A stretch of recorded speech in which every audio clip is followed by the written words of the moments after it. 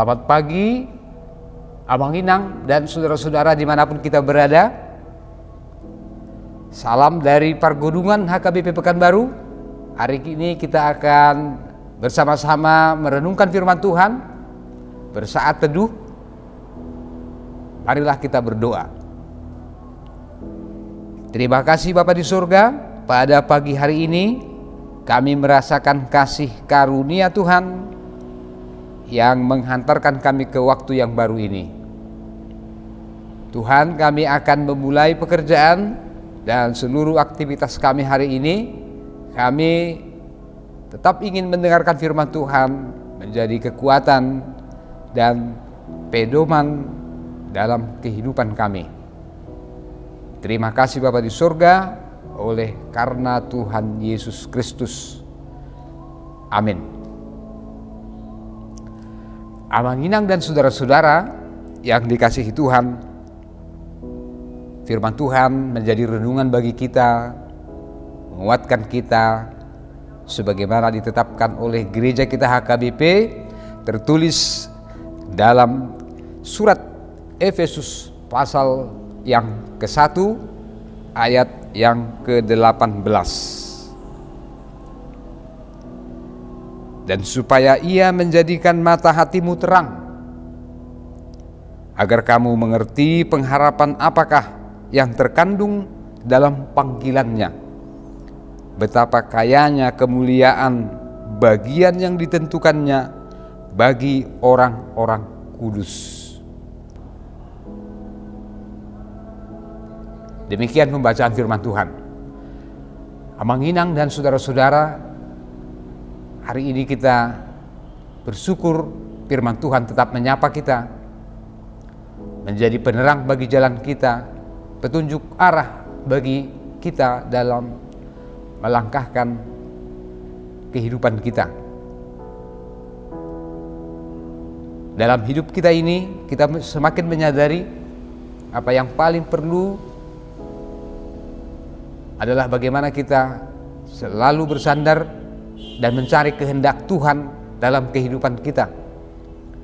Apapun pekerjaan kita dan aktivitas kita, apapun profesi kita, apapun kegiatan kita sehari-hari, tapi kita semakin menyadari bahwa tugas kita yang paling besar adalah bagaimana kita bisa mensejajarkan diri kita, pekerjaan kita, kegiatan kita, hidup kita dengan kehendak Tuhan.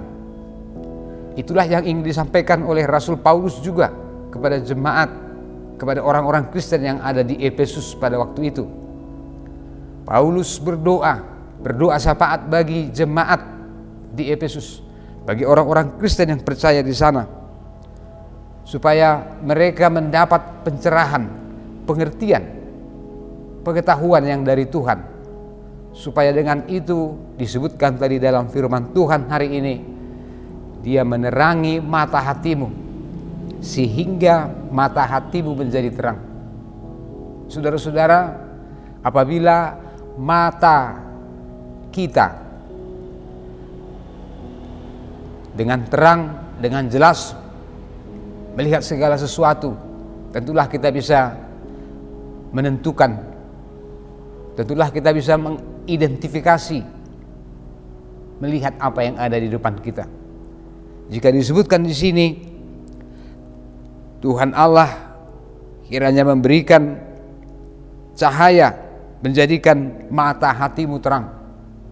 Ini berarti bahwa mata hati itu adalah gambaran dari pusat kehidupan dan diri kita, pusat dari penilaian hidup kita, yaitu hati kita. Karena sebagaimana kitab Amsal mengatakan, hati menjadi pusat, dari situlah terpancar segala kehidupan. Karena itu kita perlu awas terhadap segala sesuatu, menimbang segala sesuatu. Dan jika mata hati kita sudah terang, sudah jernih, kita tahu kita bisa mensejajarkan diri, berusaha datang kepada Tuhan, melakukan kehendak-Nya. Abang Inang dan saudara-saudara, firman Tuhan ini mengajak kita semuanya jika mata hati kita, pusat kedirian kita sudah menjadi jernih, sudah menjadi terang, maka kita yakin apapun tantangan dan kesulitan yang kita hadapi, kita bisa berpikir dengan jernih, kita bisa berpikir dengan baik, dengan terang, mengambil sikap, memutuskan dengan pertimbangan yang baik dan dengan akal sehat. Tetapi jika mata hati sudah menjadi gelap, penilaian kita pun mungkin menjadi berbeda. Tindakan kita pun mungkin didorong oleh emosi atau hanya perasaan-perasaan emosional yang lain. Saya kira Amanginang dan saudara-saudara, firman Tuhan hari ini begitu dekat dengan kita. Bagaimana Tuhan menginginkan kita memulai hari kita dengan sukacita yang daripada Tuhan. Berarti ada terang, ada sinar, ada cahaya dari Tuhan yang menerangi kita, menuntun kita supaya kita bisa berjalan, melakukan pekerjaan kita. Saat kita berinteraksi dengan orang yang lain, dengan saudara-saudara kita, dengan kejernihan atau dengan terang yang daripada Tuhan. Bukan hanya itu, firman Tuhan ini juga mengingatkan kita betapa orang percaya harus selalu berorientasi pada masa yang akan datang, yaitu pada pengharapan keselamatan yang dibawa oleh Tuhan Yesus Kristus.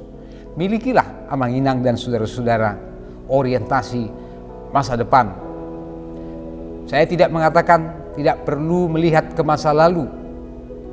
Kita memang perlu berkaca ke masa lalu, karena itu bisa menjadi pelajaran penting bagi kita. Tetapi jauh lebih penting bagaimana kita juga melalui pengalaman di masa lalu mempersiapkan masa depan. Bagaimana pengalaman kita kemarin, hari yang lalu, menjadi pengalaman guru yang penting bagi kita. Bagaimana kita merencanakan hari ini dan esok dengan kasih karunia Tuhan. Dan itulah sebabnya dikatakan orang-orang yang memiliki pengharapan seperti itu, yang berorientasi masa depan, mereka akan melihat betapa kayanya kemuliaan, betapa besarnya anugerah yang diberikan Tuhan, yang menjadi bagian yang telah ditentukan bagi orang-orang yang percaya kepada Dia. Teringatlah kita juga pada perkataan Rasul Paulus, bagaimana dia mengajak orang-orang percaya dalam 1 Korintus pasal 2 ayat 9. Karena itu saudara-saudara, apa yang tidak pernah kita lihat, apa yang tidak pernah kita dengar, apa yang tidak pernah timbul dalam hati manusia, semuanya itu akan diberikan Tuhan, akan disediakan bagi orang-orang yang mengasihi Tuhan. Saudara-saudara, Amanginang, biarlah hari ini menjadi hari yang tetap baru bagi kita, menjelang berkat Tuhan, menerima kasih karunia Tuhan yang lebih besar, lebih agung, lebih mulia, dan lebih melimpah daripada yang bisa kita bayangkan. Jika kita mau tetap bersandar kepada Dia, jika kita mau tetap menerima terang dan cahaya dari Tuhan yang menerangi mata hati kita, menerangi mata rohani kita, sehingga kita bisa memilih sikap yang baik, yang berkenan kepada Tuhan. Kiranya Tuhan menolong kita semuanya. Amin. Mari kita berdoa. Bapa, kami mendengar firman Tuhan, betapa Tuhan memberikan terang, cahaya dari surga untuk menerangi mata hati kami, mata rohani kami, sehingga dengan cahaya dan terang yang daripada Tuhan, kami bisa menimbang, kami bisa menilai, dan pada akhirnya kami memutuskan apakah yang menjadi, yang harus kami lakukan, yang sesuai dengan kehendak Tuhan. Tolonglah kami Tuhan, terutama dalam masa-masa yang sulit, di tengah-tengah masyarakat dan bangsa kami, di lingkungan kami masing-masing, dimanapun kami berada. Kami percaya Tuhan akan menolong kami Tuhan memberikan saudara, teman, sahabat, lingkungan di sekitar kami yang bisa menerima keberadaan kami. Kami mendoakan bangsa ini Tuhan, para pemimpin kami, presiden kami. Kiranya Tuhan menolong kami semuanya, menolong para pemimpin mengambil kebijakan, terutama dalam masa PPKM darurat. Tolonglah Tuhan juga saudara-saudara kami yang terpapar COVID-19 dan semua anggota keluarga yang ikut bersungguh-sungguh untuk menolong dalam masa-masa penyembuhan. Kiranya Tuhanlah yang menolong kami.